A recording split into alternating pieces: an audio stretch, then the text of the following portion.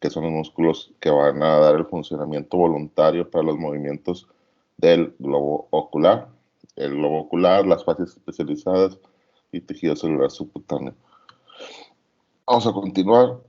El globo ocular es el órgano de la visión, ¿okay? El ojo es prácticamente es el órgano de la visión, es el que se encarga de llevar la información sensorial para la formación de las imágenes que se procesan en el cerebro y así dar la información de lo que vemos, ¿okay? Del mundo exterior. El globo ocular pues, es un órgano esférico, ¿okay? Que se encuentra en la región anterior de la órbita, que ya habíamos visto ayer la órbita forma de prisma, los huesos que la componen, y tiene una morfología redondeada, interrumpida anteriormente por la córnea en la parte anterior. Entonces, una sexta parte eh, del globo ocular es totalmente redondeada, solamente se interrumpe en la parte anterior por un abultamiento, ¿okay? Que es la córnea, que es una transparente que deja entrar la luz en la parte anterior del ojo, y en la parte posterior también interrumpida, ¿okay? Por la salida o por entrada, como se quiera llamar, de el nervio óptico, que aquí lo estamos viendo. Recordemos el nervio óptico que va a salir por el conducto óptico acompañado por la arteria oftálmica, y si vemos en esta imagen ya se observa mejor el vaso que viene por dentro del nervio óptico, ¿okay? Que es la arteria central de la retina. La arteria central de la retina, recordemos que es una rama de la arteria oftálmica que sale antes de entrar al conducto óptico. El globo ocular, ¿okay? Posterior a la córnea, que es la parte más anterior del globo ocular, la córnea es la parte más anterior del ojo, es esto que estoy señalando aquí, y es una membrana transparente que es por donde va a entrar el rayo de luz. Ok, vamos a tener diversos compartimentos o diversas partes que vamos a estudiar. Inmediatamente detrás de la córnea, que es esto, vamos a tener una cámara anterior, ok, que es un compartimento que se encuentra lleno de una sustancia que se llama humor acuoso, que vamos a hablar más adelante de ella. Posterior a la cámara anterior vamos a encontrar la estructura que se llama iris, ¿okay? Que es lo que da color al ojo, ¿okay? El iris es la parte coloreada del ojo, es ojos azules, ojos verdes, bueno, es por la pigmentación que tiene el iris, ¿okay? Y la apertura, ¿okay? Del ojo o del iris, o sea, lo que se abre, lo que se cierra con los ojos más grandes, se llama pupila o ventana pupilar. Después, detrás del iris, vamos a tener una cámara posterior, que es más pequeña que la cámara anterior, ¿ok? Posteriormente vamos a tener el lente del ojo, que es este disco redondeado biconvexo, que el cual está suspendido detrás de la cámara posterior, ¿ok? Este lente, ¿okay? Que es el lente refractivo del ojo, se llama cristalino, y posterior al cristalino vamos a tener esta gran estructura, ¿okay? Que se llama cuerpo vítreo, ¿okay? O humor vítreo, ¿okay? Que es lo que compone gran parte de la esfericidad del ojo, ¿okay? Entonces, de anterior a posterior, vamos a tener una córnea, ¿okay? Una cámara anterior que estoy señalando, un iris, ¿okay? Que es la parte pigmentada del ojo, una cámara posterior, el cristalino, el cuerpo vítreo o humor vítreo, y posterior al humor vítreo, pero prácticamente eh, en continuidad con él, vamos a tener la estructura que es la estructura o los receptores, donde se encuentran los receptores para la visión, que es la capa de la retina, donde se procesa la información de los haces de luz que entran al ojo, aquí se van a procesar, y esta retina, pues obviamente se conoce como una extensión del nervio óptico dentro del globo ocular, porque son las extensiones, receptores, extensiones neurales, por donde se va a formar, donde se va a recoger la información, se va a transformar por medio del nervio óptico y va a llegar a los centros cerebrales de la visión. Vamos a hablar parte por parte de cada componente del ojo. La córnea, como tenemos aquí, es la primera parte, que es esto que estamos viendo aquí. Ya lo habíamos visto cuando vimos la parte de los párpados, ¿okay? Cuando vimos la conjuntiva, ¿okay? Que es la parte que recubre la cara posterior del párpado, ¿okay? Que se une donde se une la esclera ¿ok? Y la córnea, entonces la córnea es la parte o la membrana más anterior, ¿ok? Del globo ocular que recubre la apertura por donde van a entrar los haces de luz hacia dentro del ojo, ¿ok? Entonces, posterior, ¿ok? A la córnea vamos a tener la cámara anterior. Posterior a la cámara anterior, el iris, ¿ok? Que es esta estructura de aquí, que si ustedes lo ven en un ojo, pues es la capa o es lo que da color al ojo. O sea, todo lo redondeado, dependiendo de qué color tengan los ojos, si son cafés, si son negros, ¿ok? Si son azules, si son verdes. Bueno, eso es lo que correspondería al iris. Y la apertura o el centro, lo que se abre, lo que se cierra, dependiendo si ustedes aplican luz en esa zona, si es lo que se conoce como pupila, que es lo que se hace más grande o más pequeño, que simplemente la pupila es una ventana, ¿ok? Que se abre cuando el iris se contrae o se cierra cuando el iris se dilata. Esto está dado por los músculos, ahora sí que vamos a ver más adelante, los músculos intrínsecos del ojo. Y posterior al, al iris, vamos a tener una cámara posterior, que es esta zona de aquí. Entre ambas cámaras, entre la cámara anterior y la cámara posterior, van a estar comunicados propiamente por la pupila, o sea, la ventana pupilar. La pupila correspondería al centro que está entre los extremos del iris. ¿Ok? Entonces, esta comunicación entre cámara posterior y cámara anterior, ¿ok?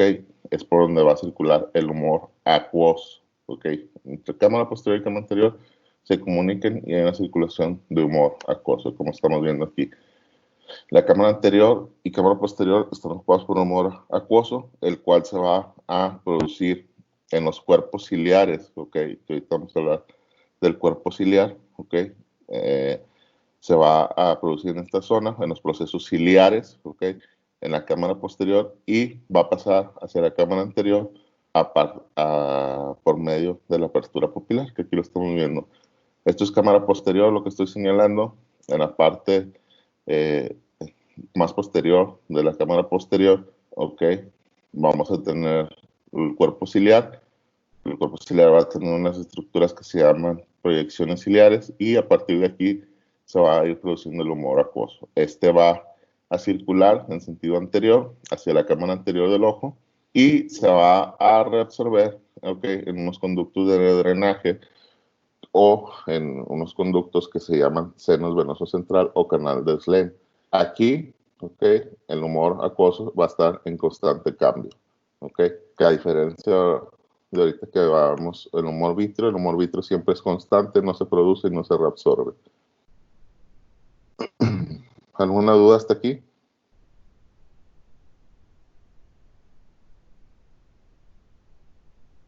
No, doctor. No, doctor. Sí, sí queda claro las partes del globo ocular. Hasta ahorita sí. Bueno.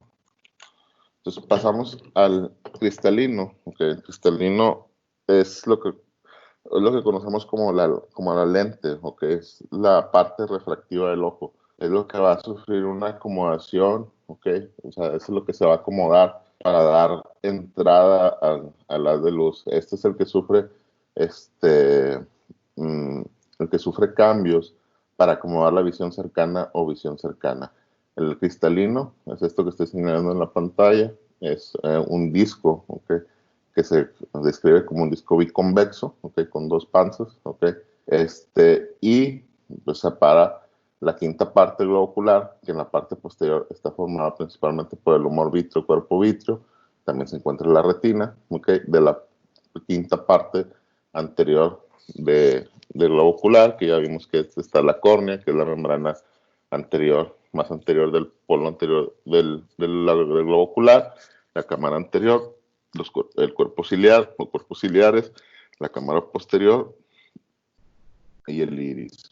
Entonces, el cristalino va a superar el humor vítreo de las cámaras posterior, anterior, el iris, los cuerpos ciliares. Es un disco elástico, transparente y biconvexo que es es lo que se va a ayudar a tener una refracción, a acomodar, ¿ok? Para la visión lejana y la visión cercana. Y es el que participa en la habilidad de la agudeza visual, ¿ok? Aquí en esta estructura se van a insertar los músculos intraoculares, o va a tener inserción de músculos intraoculares y también de estas prolongaciones que van a venir de los cuerpos ciliares, que se van a conocer como ligamentos suspensorios del cristalino. Y vamos a hablar más de eso, que nos ayuda a saber que en esta zona va a tener inserción muscular el cristalino. Bueno, que cuando hay contracción o hay relajación de los músculos, van a acomodar, ¿ok? El cristalino, ¿ok? Entonces, al contraerse, causan un cambio. Entonces, cuando se contraen, cuando queremos acomodar la visión para lograr una visión cercana, una visión lejana. Entonces, los músculos intraoculares de lo que se van a contraer y van a provocar cambios en el cristalino. Y así el cristalino va a modificar su forma, o sea, se va a hacer más ancho o se va a alargar el disco, y eso va a provocar que haya un cambio en la entrada del rayo de luz que va a llegar hacia la zona más posterior, ¿ok? Que es la retina, que es la capa sensitiva del ojo, por donde se van a recoger las impresiones. Posterior al cristalino, vamos a tener lo que conforma la mayor parte, ¿okay?, del globo ocular en volumen, ¿okay?, que se llama cuerpo vítreo.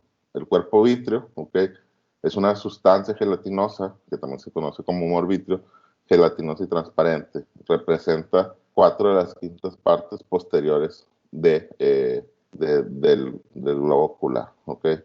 Está en contacto en su parte anterior con el cristalino y en su parte posterior con la retina. El cuerpo vítreo, como puse ahí, no puede ser sustituido. El cuerpo vítreo o humor vítreo es una sustancia gelatinosa constante. Es decir, esta no tiene, desde que se forma o desde que se forma el ojo, no tiene recambio. O sea, el humor vítreo siempre va a ser constante. No hay un sitio donde el humor vítreo se esté produciendo y se esté reabsorbiendo, como pasa con el humor acuoso, ¿okay?, en la cámara, que se produce en la cámara posterior, pasa a la cámara anterior y se va a reabsorber en la cámara anterior. El humor vítreo siempre va a ser constante, diferenciarlo ahí del humor acuoso. Las paredes del globo ocular, ahorita ya vimos prácticamente de anterior a posterior, ¿okay?, lo que es córnea, cámara anterior, cuerpo ciliar, iris, cámara posterior, cristalino y humor vítreo. Vamos a saltarnos ahorita retina, es lo que vamos a ver al último, que son los receptores, ¿ok? Y ahorita vamos a ver las paredes del globo ocular. Las paredes del globo ocular, como su nombre lo dice, es la pared, es lo que va a envolver las estructuras del globo ocular o el globo ocular en sí. Y lo que va a conformar que sea de forma esférica, ¿ok? Para su estudio lo vamos a dividir en 3 partes, esta pared. Una capa fibrosa, que es la capa más fibrosa y que es la capa más externa, ¿ok? Esta está formada por dos zonas, ¿ok?, que se continúan. Los 4/5 posteriores van a estar envueltos por lo que se conoce como esclera, ¿ok? ¿Qué es esto que estoy señalando aquí? ¿Ok? Esta es la capa fibrosa, ¿ok?, que va a envolver, ¿ok?, la parte posterior del ojo. La esclera empieza aquí, ¿ok?, en la unión entre córnea, ¿ok?, entre córnea y esclera, que en esta zona es, ¿se acuerdan que terminaba aquí cuando vimos el saco de la parte de los párpados? Que llegaba hasta aquí y bajaba.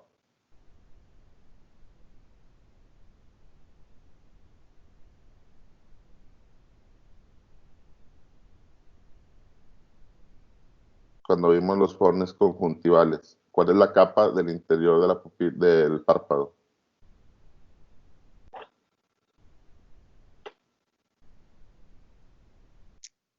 Saco conjuntival, ¿no? Ajá. ¿Y cómo se llama la capa que recubre el párpado por la parte? por la parte interna.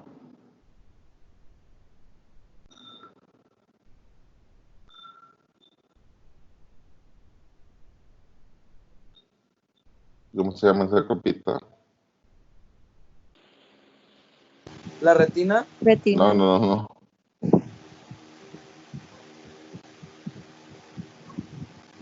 ¿No? No, la retina es acá dentro del globo ocular.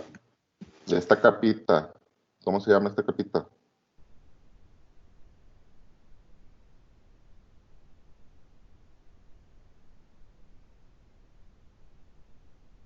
Aquí estamos viendo el párpado. ¿Cómo se llama esto? ¿Era el Fonix? Sí, o sea, el espacio es el fornix, pero la capa de la capa que recubre el párpado en su parte interna, ¿cómo se llama? Conjuntiva. Acuérdense, es una membrana delgada que cubre la parte posterior, la superficie posterior del párpado que se encuentra en contacto con el globo ocular. Aquí en esta imagen, esto que estamos viendo, aquí es la córnea, ¿ok? Que es la capa fibrosa del polo anterior del ojo. ¿Ok? Aquí viene la conjuntiva en la parte posterior del párpado y va a acabar aquí en esta zona. ¿Ok? Esta zona se conoce como la unión entre la esclera que estamos hablando, que es la capa, bueno, estamos hablando ahorita de las capas del ojo, 3 capas. ¿Ok? Una capa fibrosa externa, una capa vascular que va a ser más interna, que vamos a hablar más adelante, y una capa neural. La capa fibrosa es la capa más externa del ojo. En la parte posterior, ¿ok? Está formada por la esclera, ¿ok? En la parte más anterior por la córnea. Aquí es donde se une la esclera y la córnea. El párpado en su parte interna que da hacia el globo ocular va a estar recubierto por la conjuntiva, ¿ok? Que es una membrana delgada que va a recubrir el párpado en su porción interior. La conjuntiva va a acabar justo en esta zona, ¿ok? Aquí donde se une esclera y córnea, que la esclera y la córnea son la capa fibrosa del globo ocular, que es lo que estamos viendo aquí, ¿ok? Sí se ubican o no.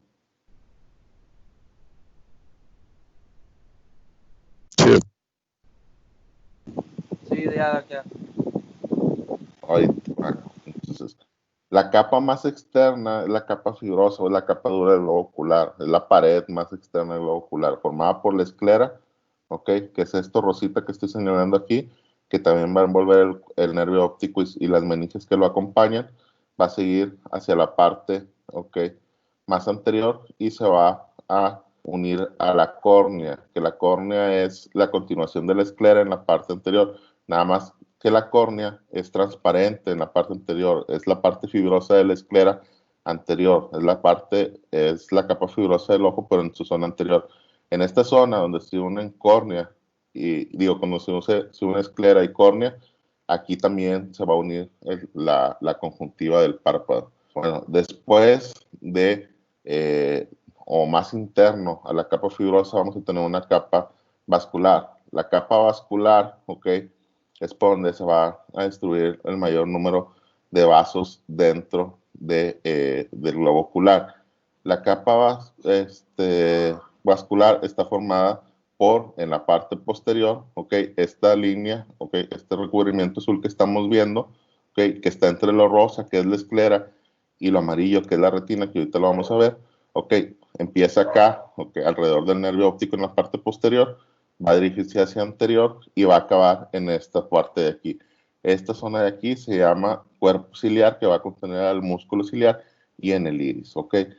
Ahorita vamos a hablar de cuerpo ciliar e iris, ¿ok? Pero la capa vascular o la segunda capa de fuera hacia adentro es la capa vascular, que está conformada por la coroides, la coroides es la capa vascular en su parte posterior, ¿ok? En la parte posterior del globo ocular, que es todo esto azul que estoy señalando, tanto en la parte superior del globo ocular como en la parte inferior, y se va a continuar con la capa vascular, ¿ok? Que en su parte anterior la va a conformar el cuerpo ciliar y el iris, ¿ok? ¿Sí queda claro?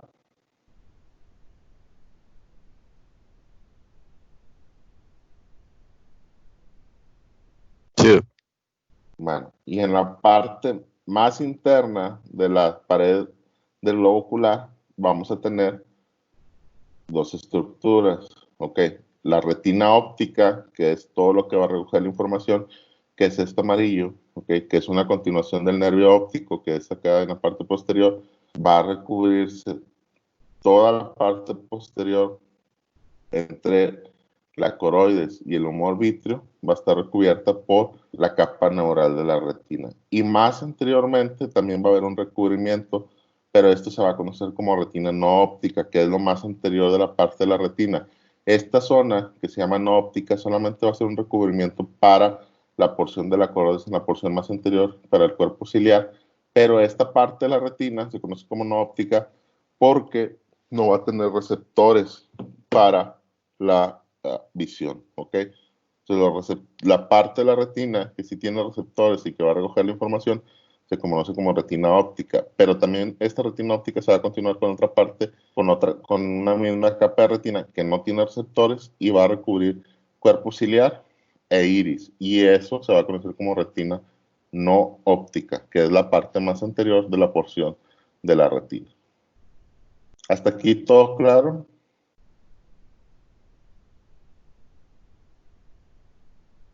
Sí, doc. sí.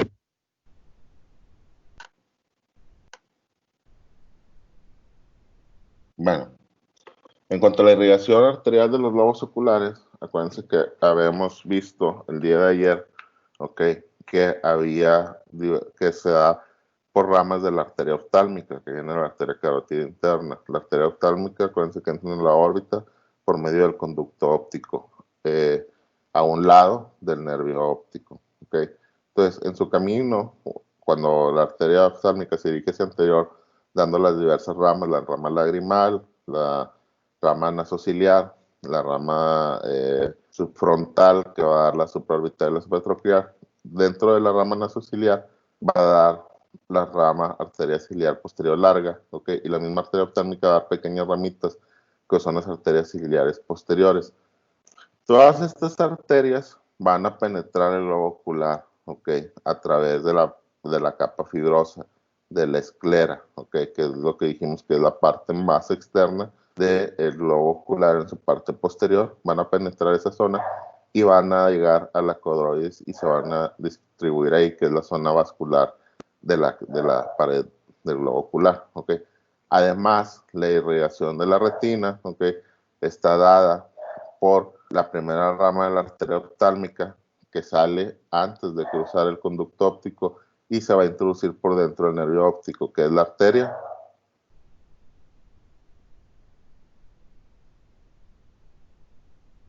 La arteria media de la retina. sí, central de la retina, que es la que va por dentro del nervio óptico. Y también en la parte más anterior, ok, va a haber otras ramas que también son ramas de la arteria oftálmica, que se llaman arterias ciliares anteriores, que se van a penetrar, ok, en... Se me vino una cosa que dijo ayer de que estábamos viendo de los orificios. Entonces, el nervio que está aquí, el nervio óptico, ahí va la arteria que nos había dicho que va entrelazada. es que no va entrelazada por dentro, ok. Ah, ok. Mira, este es el nervio óptico, ok, Ok. representado en este esquema, este dibujo del globo ocular. Esto que se ve todo lo amarillo, esto es el nervio óptico. Esto que se ve aquí, ok, es la arteria central de la retina que va por dentro, que llega al centro de la retina. Okay. Esta arteria central de la retina se origina, okay, antes de que okay, aquí tienes la arteria oftálmica, okay, y el nervio óptico. Aquí está el conducto, okay, el conducto óptico en la parte superior de la órbita. Entonces, antes de que la arteria oftálmica atraviese el conducto óptico junto con el nervio óptico, va a emitir esta rama. ¿Ok? Aquí está mal O sea señalada. que prácticamente la perfora ya pasando lo que es el... Antes de pasar. Ok. Antes de pasar el conducto óptico, la arteria oftálmica va a emitir una rama, que es la arteria central de la retina y se va a introducir. Y luego la arteria oftálmica va a seguir junto, o sea, va a ir uno al lado del otro, ¿ok? El nervio óptico y la arteria central de la retina van a ir juntos atravesando el conducto óptico y van a seguir un curso anterior. Pero si ves aquí, ok, ya por dentro del nervio óptico, que aquí ya está recubierto, ok, ya va a ir la arteria central de la retina. Si lo estás observando, como ya el nervio óptico, acá está el globo ocular, como el nervio óptico ya hay una arteria por dentro. Sí, ya la he oído. Bueno, esta es la arteria. Sí, ayer o sea, se me vino ahorita a la mente lo que estaba haciendo ayer. Gracias.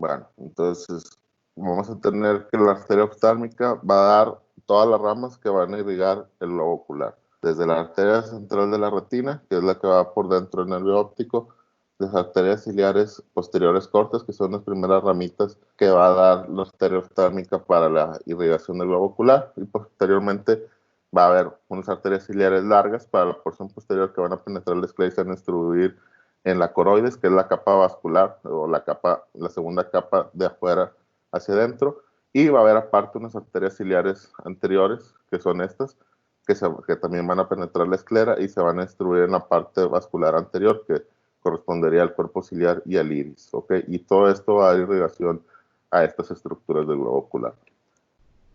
El drenaje venoso, bueno, el drenaje venoso, al igual que la capa, el drenaje arterial, se va a distribuir por la capa coroidea, que es la segunda capa o la capa vascular del globo ocular, ¿ok? Y se van a formar 4 venas de gran tamaño en esta capa coroidea. De esto no hay una imagen como tal, pero en la región, en la capa coroidea se van a formar estas venas. Estas venas se conocen como venas vorticosas, ¿ok? Van a abandonar el globo ocular a través de la esclera en los cuadrantes posteriores. Son 4 venas vorticosas, y se van a salir del globo ocular por medio de los cuadrantes posteriores. Van a abandonar la esclera, ¿ok? Dependiendo de un cuadrante superior externo, superior interno, inferior interno e inferior externo, ¿ok? Pero son 4 venas de gran tamaño que van a estar distribuidas en esta capa, que es la segunda capa de la pared del globo ocular, que es la capa vascular, que es lo azul. Acuérdense, la capa más externa se conoce como capa fibrosa, en la parte posterior de la esclera, en la parte anterior transparente el córnea, ¿ok? Y luego la capa vascular, que es la segunda capa, la coroides en la parte posterior, y en la parte anterior cuerpo ciliar y iris, ¿ok? ¿Queda claro?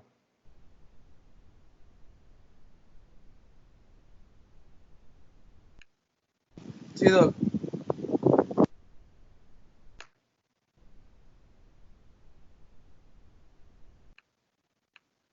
Bueno, la capa fibrosa, otra vez, vamos a volver a hablar. La capa fibrosa es, si ustedes sacan o disecan un globo ocular y lo tienen en la mano, ¿ok? La capa fibrosa corresponde a todo lo blanco del ojo, ¿ok?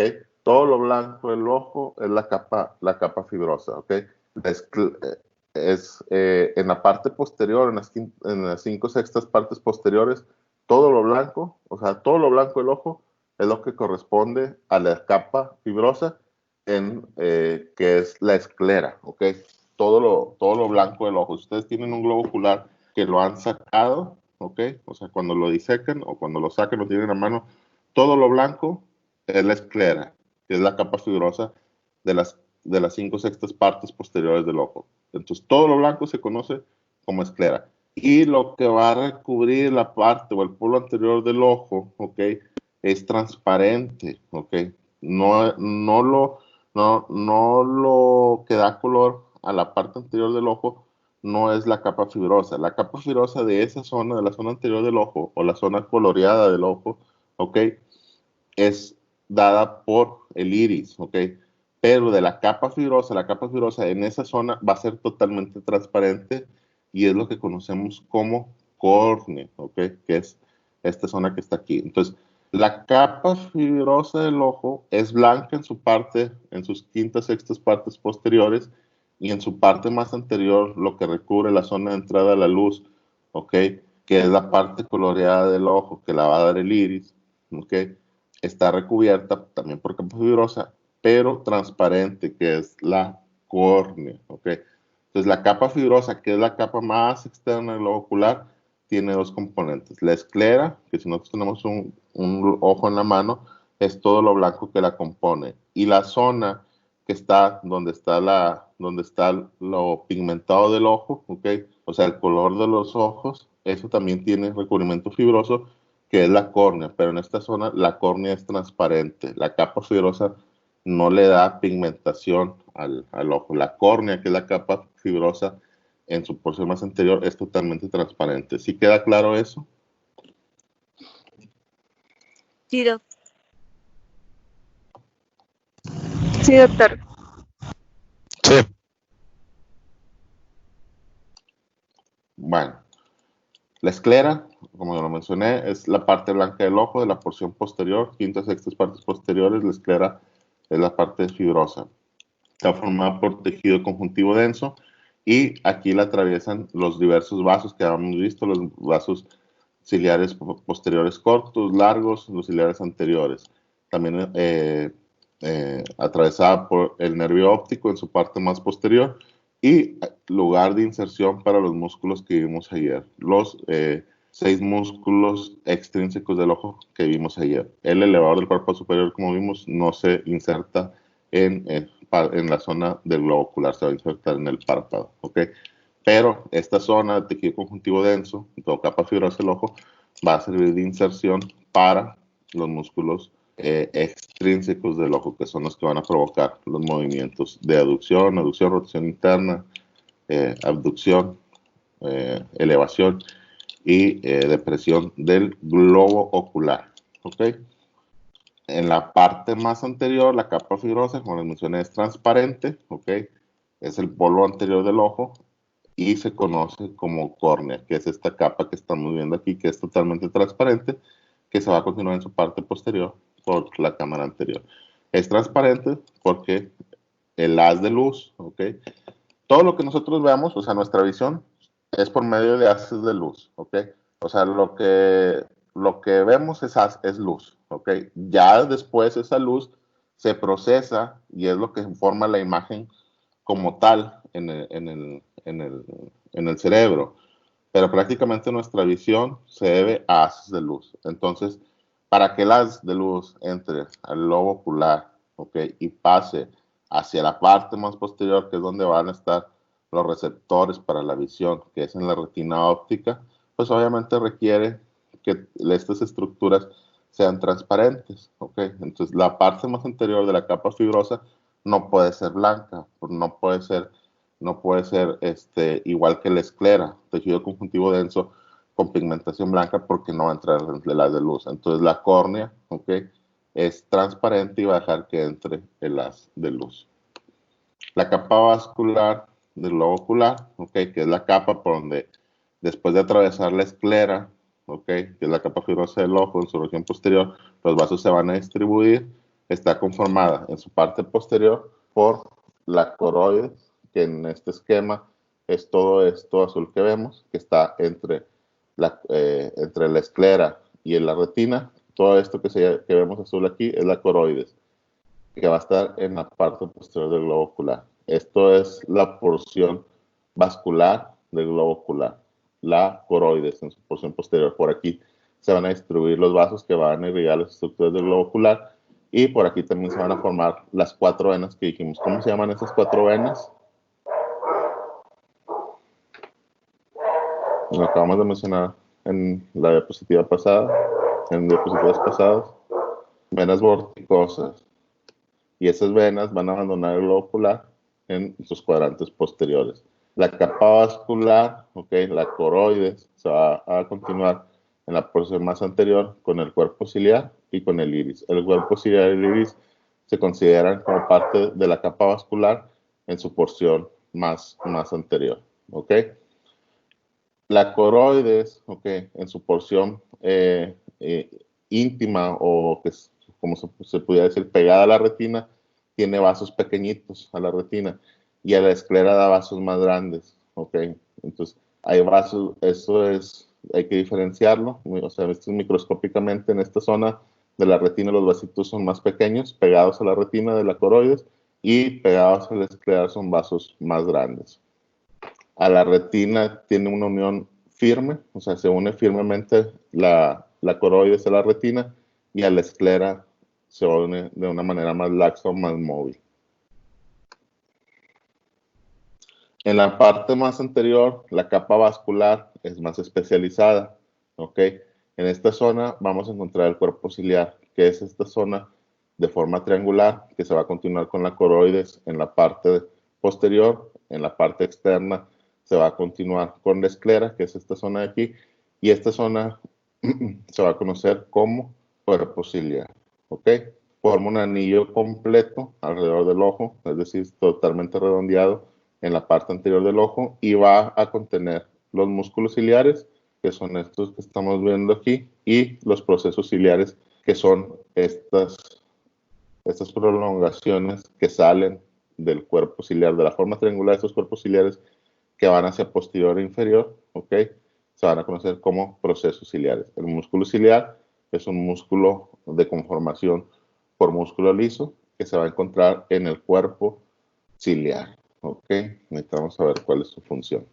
El músculo ciliar, como había dicho, tiene fibras que se van a disponer de manera longitudinal, circular y radial, y van a ayudar para el acomodo del lente del ojo, que habíamos dicho que es el cristalino. ¿Por qué? Porque de aquí de los procesos ciliares, van a salir estas prolongaciones, o estas prolongaciones se llaman fibras sonulares. En conjunto, estas fibras sonulares van a ir al cuerpo ciliar y se van a conocer como ligamento suspensorio del cristalino.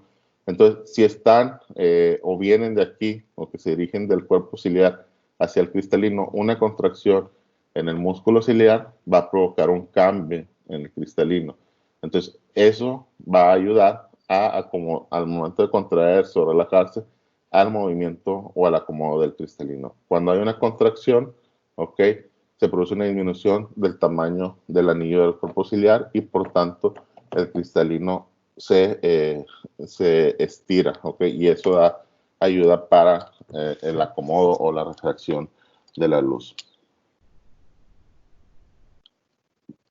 Como les mencionaba, parte del cuerpo ciliar tiene estas prolongaciones en la superficie posterior e inferior del cuerpo ciliar o superficie interna, son estas crestas longitudinales, también en forma de anillo alrededor de todo el globo ocular. Estos procesos ciliares son importantes, ahorita vamos, son las que se van a encargar, son importantes porque son las que se encargan de la producción del humor acuoso. Acuérdense, el cuerpo ciliar está en íntima relación con esta estructura que es la cámara posterior del ojo. Aquí en estos cuerpos ciliares se va a producir el humor acuoso, en esta zona, aquí es el sitio de producción del humor acuoso, va a pasar aquí que es la cámara posterior, esto que estoy señalando con el cursor, y el humor acuoso va a tener una circulación hacia la cámara anterior, que es esta de aquí, y el humor acuoso va a pasar por la hendidura pupilar, aquí es hacia donde pasa, y va a tener una reabsorción en el canal de reabsorción o seno venoso escleral o canal de Schlein en esta zona, es por donde se va a reabsorber el humor acuoso. Acuérdense que el humor acuoso está en constante producción, reabsorción, a diferencia del humor vítreo que es constante toda la vida, no se reabsorbe, y no se forma.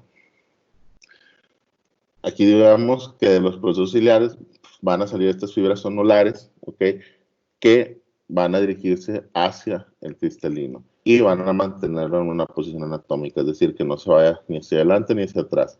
Esas fibras anulares son los que van a dar paso a la formación del ligamento suspensorio del cristalino. Y los procesos ciliares, como dije, son los que se van a encargar de la producción del humor acuoso en la cámara posterior del ojo. ¿Queda duda de esto?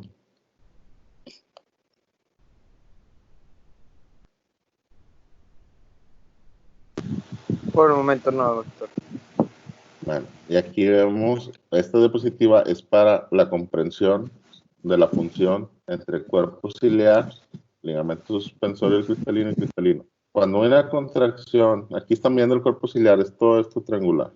El cuerpo ciliar contiene fibras de músculo liso que se van a disponer en forma longitudinal, radial y transversal. Cuando hay una contracción del músculo ciliar, el cuerpo ciliar va a disminuir su tamaño. Al momento de disminuir su tamaño, se va a disminuir la tensión en el ligamento suspensorio y eso va a provocar que el cristalino adopte una forma más redondeada.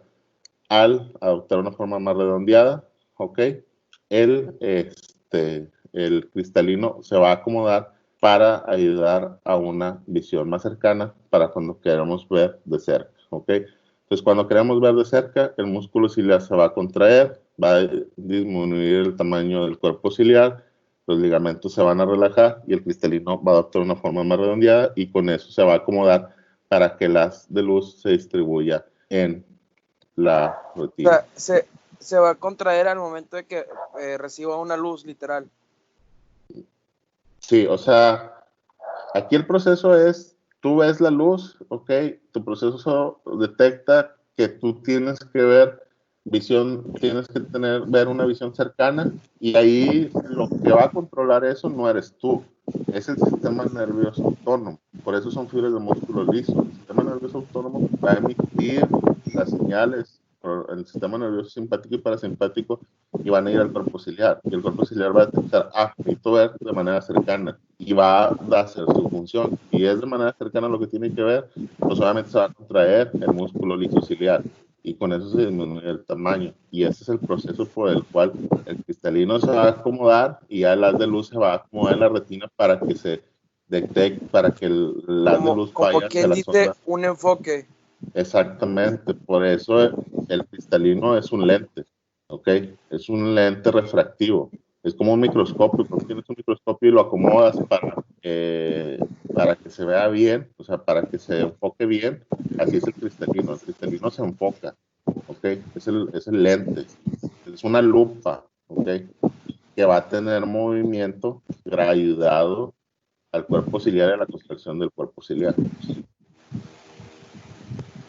Ok, ya lo entendí un poquito mejor.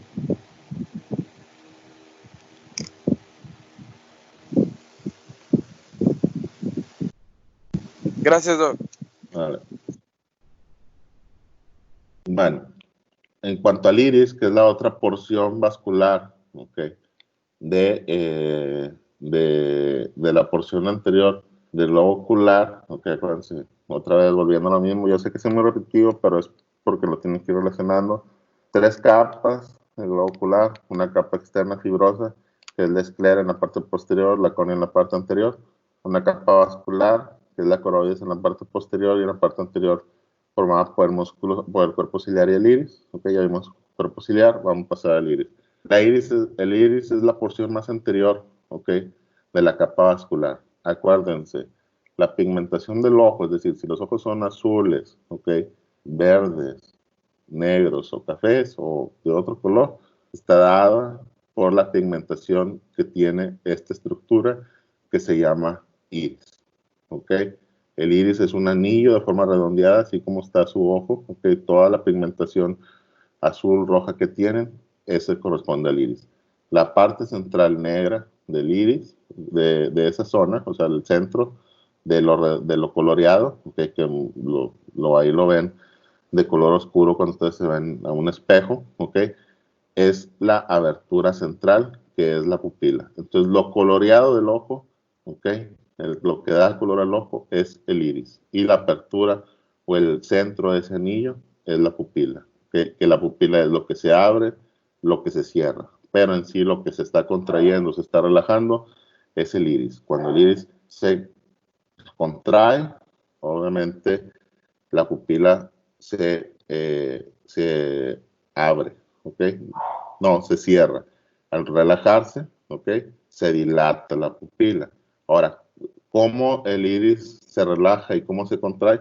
Por medio también de fibras de músculo liso que también están controladas por el sistema nervioso autónomo.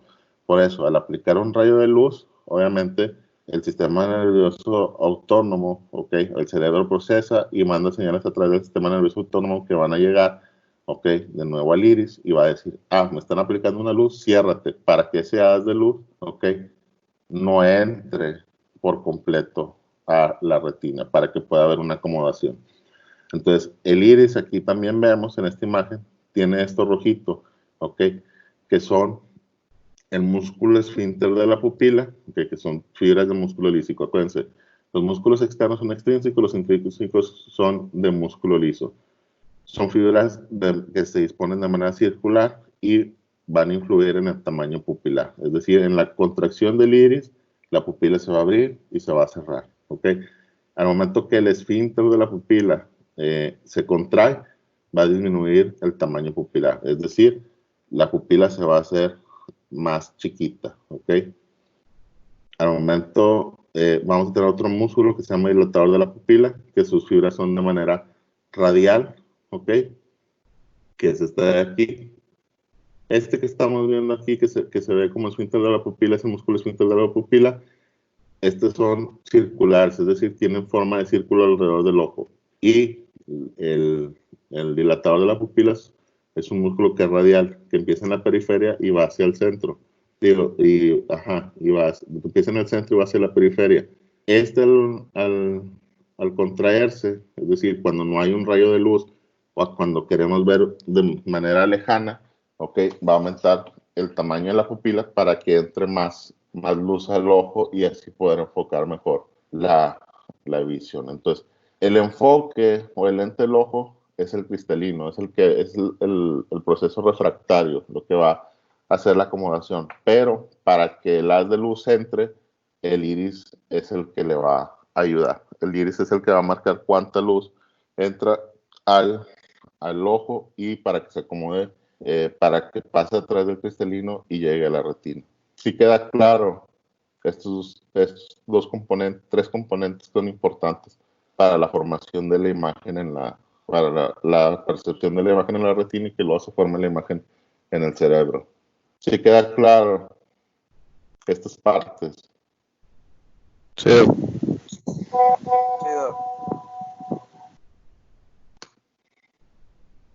Bueno, y ahora sí, ya vamos a pasar a la capa más interna del ojo, ¿okay? Que son donde se encuentran los receptores, ¿okay? Neuronales, donde todos estos haces de luz que van a entrar a través de la córnea, atravesar la cámara anterior, la cámara posterior, la pupila, ¿okay? Que van a entrar por el centro de la pupila, van a pasar al cristalino y el haz de luz va a pasar a través del cuerpo vítreo, humor vítreo, van a llegar a la zona neuronal del ojo, que es lo que se corresponde a la retina, que es todo esto amarillo, que es una prolongación del nervio óptico. O sea, en esta zona, la retina es la parte receptora, ¿ok? Es la parte sensitiva o la parte que va a recoger los haces de luz para llevarlos al cerebro, ¿ok?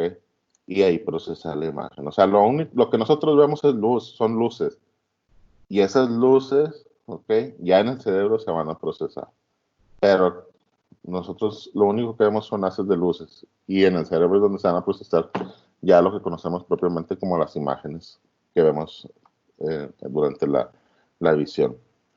Alcance de la retina, como es la capa más interna, tenemos una capa externa fibrosa, una capa intermedia que es la capa vascular y una capa más interna que es la capa de la retina, que va a ser dos porciones. Una capa neural, que es donde van a estar los receptores para la visión, que es la más posterior, que es sensible a la luz, que pues es lo que va a formar los impulsos que van a ir al cerebro para formar las imágenes, y una parte más anterior que va a cubrir las porciones posteriores del cuerpo ciliar y del iris, ¿ok? Y eso se va a conocer como, ¿ok? Retina no óptica o retina no visual. La unión, ¿ok? Entre las dos retinas, entre la retina que sí tiene receptores para la visión, receptores para la luz, y la retina no óptica, que es la que va a recubrir el cuerpo ciliar y el iris. Esta unión es importante porque obviamente se les puede preguntar cómo se llama la unión entre la retina no óptica y la retina óptica. Se conoce como hora serrata, ¿ok? Que es esta parte que se encuentra aquí, que es la unión entre la retina óptica y la no óptica.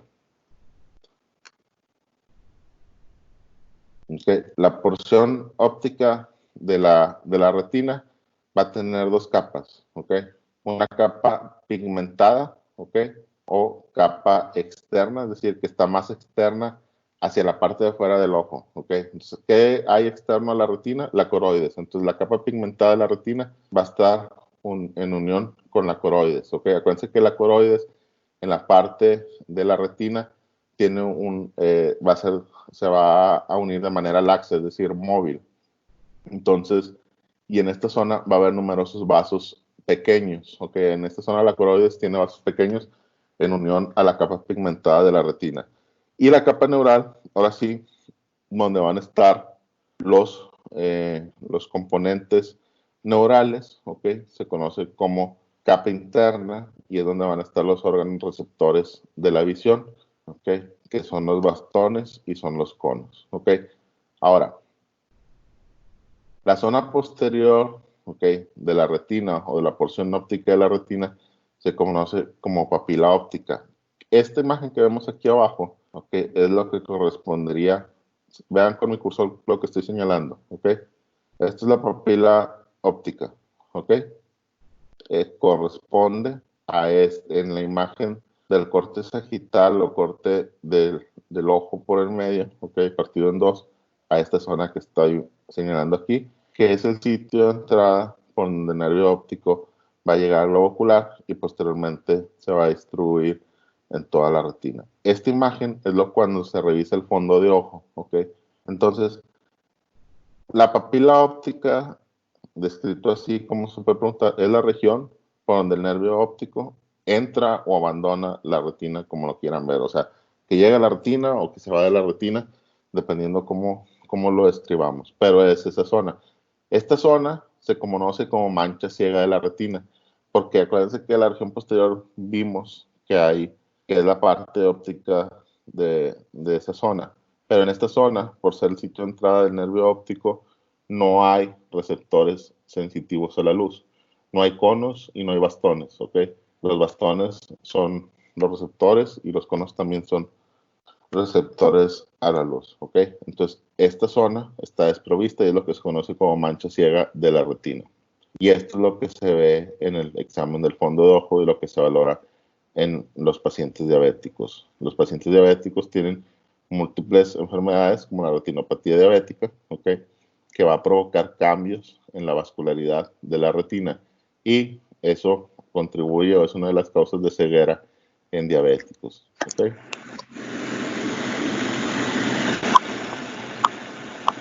Posteriormente, ¿ok? Vamos a tener que lateral a esta papila del nervio óptico, vamos a tener una zona, ¿ok?